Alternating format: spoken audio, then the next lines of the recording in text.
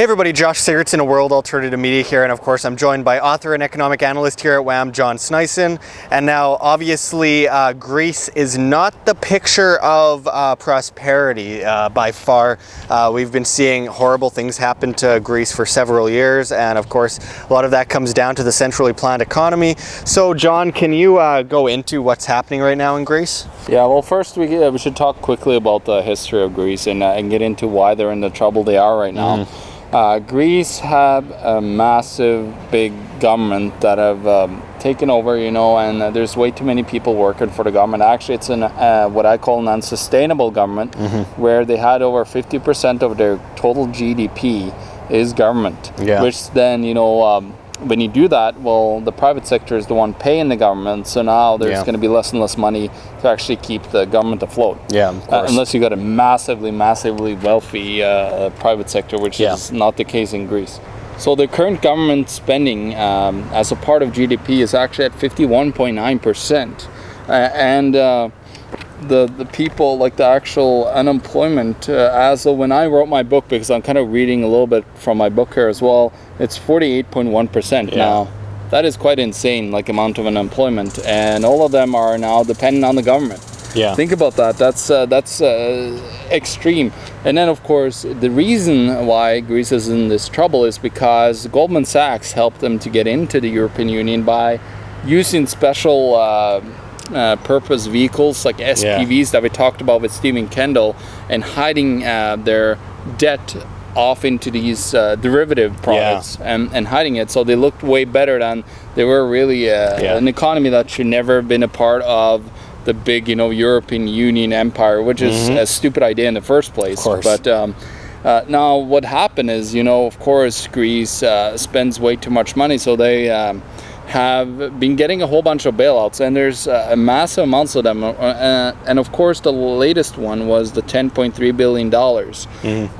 Now what I'm saying is, sorry, it's some mosquitoes in the forest here, but there's a whole bunch of bailouts that have happened. Now of course the government was the initiator and what created the problem in the first place, but now of course the government is not really getting the money when they get the bailouts. It's the big commercial banks or pension funds that have borrowed money, and if they don't keep on borrowing money to Greece, well, they're not going to be able to pay, and they would be completely bankrupt, which they are bankrupt, but they're just perpetuating the problem by continuously lending money, bailing them out, and giving most of the money to the European banks that have borrowed that money in the first place. So they just recently had a new bailout of $10.3 billion. Now, of course, they say that they're going to give them a little bit of slack. Maybe like the IMF is actually looking at canceling some of their debts. It's not going to really help very much, because Greece is currently, it owes its creditors $300 billion, and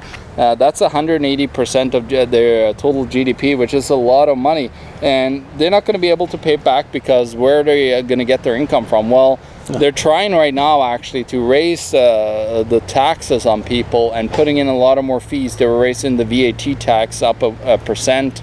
Raising the theft again, eh? Yeah, exactly, because that's their only income to pay off the horrible debt that they racked up. So it's a big problem here. They're caught in a vicious cycle, and it's never going to end until the government actually just said, okay, we can't pay the money. We're going to have a very small government in order to sustain ourselves.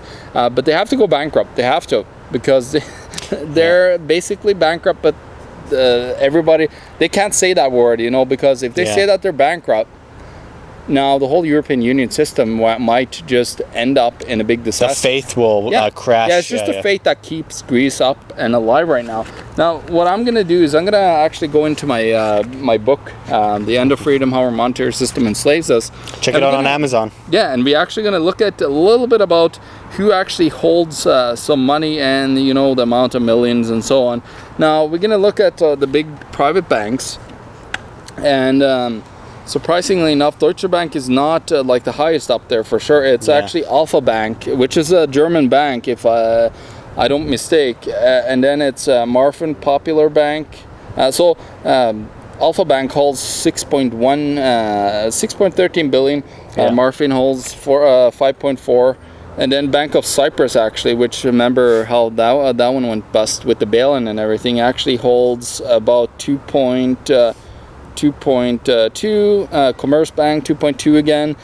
Deutsche Bank only holds 1.15 now. That billion? Yeah, billion. Yeah, and then Société Générale in France is only holding 1.9 now. So you can see that actually it's probably Alpha Bank that's going to be hurt worst and it's going to go bankrupt, because that's probably a huge amount of the total assets compared to what they actually have. And then of course I'm going to just go into quickly like the private debt ownership, like the actual private companies that own some interest in.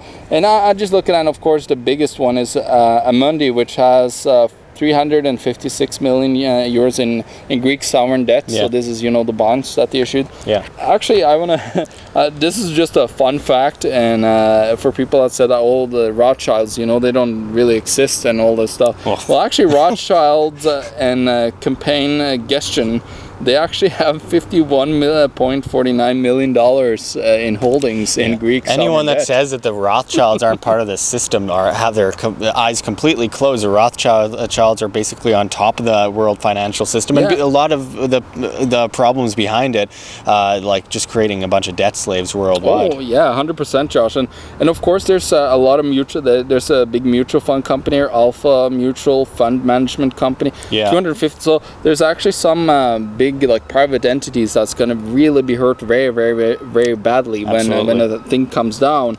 Now, of course, what we're going to see, and I said that, of course, Greece is going to end up with bankruptcy. That's their only way out. They're never going to be able to recover from this, and they're going to keep on pumping up the austerity out in Greece to force their poor people that became dependent on the government in the first place just to make them suffer even harder, and then just kind of stab them as they're going down with the government and everybody else in Greece. And of course we've got to remember, Greece have sold off so much of its private holdings of their tourist attractions, their of course their commodities like mines and so on, and all their transportation. They sold that off because they went bankrupt, and then of course the banks that borrowed the money to them in the first place said, well, I want this for next to nothing. So now they have to sell their big assets that they had for nothing.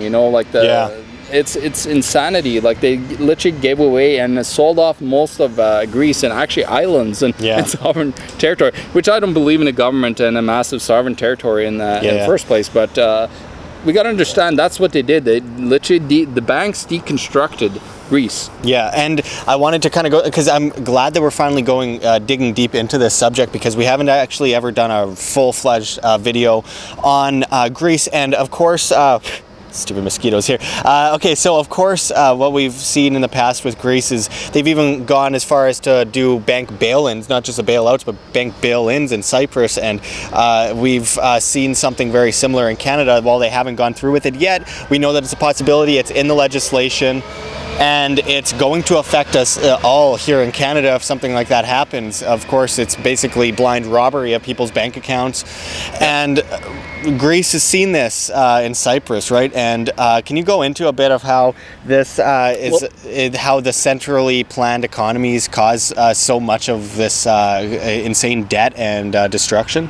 Yeah, well, first of all, it's of course that they're trying to plan the economy in the first place. You can't plan an economy. Economy does what it wants. And random things happens because it's an extremely complex system. So you can't plan something in the first place, and this is where those stupid idiots, I call them, I just are so fed up with these central bankers and economists that do believe that cartel. we reinvented fiat currency. No, you didn't. It's always the same 1,000-year-old stupid idea. It's just always insanity. reverts to zero. Always reverts, and this is a cartel. Let's be realistic here. These central bankers, this worldwide system, this globalist system, these are nothing but cartel members that are taking advantage of individuals and taking advantage of them by throwing them into debt, and they profit. They are the ones that see prosperity out of our debt and our destruction and our dependence. So of course, like Greece when it all comes down to it. And we saw in Cyprus with the bail-in. Actually,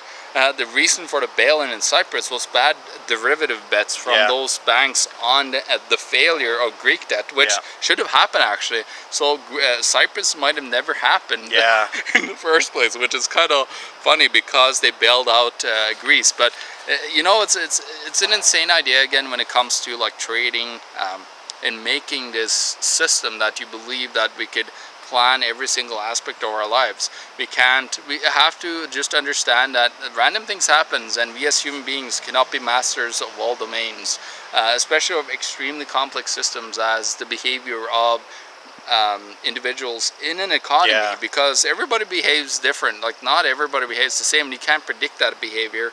You can of course predict the behavior of fiat currency centrally planned economy because it's planned, and it always fails because they think that they have control over it, and then they end up just completely destroying it. And some might say that, you know, it's just a planned system that they're just keeping us imprisoned in, and I do believe that that's probably one part of it. They don't want us to be wealthy or understand the system at all, because if we did, you know, as Henry Ford said, it would be a revolution tomorrow. Yeah, and you know, this is something I want to get down to too, because the market, when it's free, might be complicated, but it's always right. The market is always right. It's based on votes, and those votes are done by the people who contribute to it, the people who buy, consume, etc. It's always right. It's always fair when it's free. The way that they try to manipulate it is what causes so many problems, and we need to move towards a free market. We need to move away from this lack of consent and this control, the coercion, the you know, the manipulation of the free, so-called free individuals. We need to move back to free markets. It's the only thing that's ever been prosperous. Look at every centrally planned economy. It's always crashed. All paper money always reverts to zero, and this is just one case in Cyprus, in Greece, in places like this. We see it in Venezuela, we see it in Argentina, we see it in so many countries around the world, Zimbabwe. Let's get done. Let's be done with this. Let's move to freedom. Freedom is the only way to prosperity. Let's be done with these centrally planned economies, and we need to stand up as free individuals and say enough is enough. Let's stop the collective. Yeah, absolutely. We can't say we have some harebrained idea and we're going to force those guys over there to use it. That's not up to us, and it always ends in failure. It always ends in destruction. Enough of this BS. Let's move to free markets. Let's move to freedom. Enough of collectivism. Let's bring things back to the individual, because you're the one that matters. Not some government that thinks they know what's best for you, because they never do. It's all about destruction and their profit and them getting ahead while we are left in the dust. Guys, capitalism is free in its true form of the free market. It's not what it is today, which is an imprisoned idea of capitalism. Yeah, it's which corporatism. Is not, corporatism. It's basically the opposite, because it's not free at all. Capitalism has to be free to be capitalism. What we have today is corporatism, corporate fascism. It's almost the exact opposite of actual free capitalism, and demand would flourish, and the individual's choices would flourish if we brought it back to a real free market capitalistic system that we haven't seen in close to 150 years. People are totally mistaken when they say, well, capitalism's a problem. Capitalism isn't evil. Capitalism is us freely buying products and voting for those products by buying them. It's as simple as that. Yep, that's it. So, thank you, John. We'll get back with much more in the future. This is Sigurdson, John Sneisen signing out from World Alternative Media. Find the truth, be the change.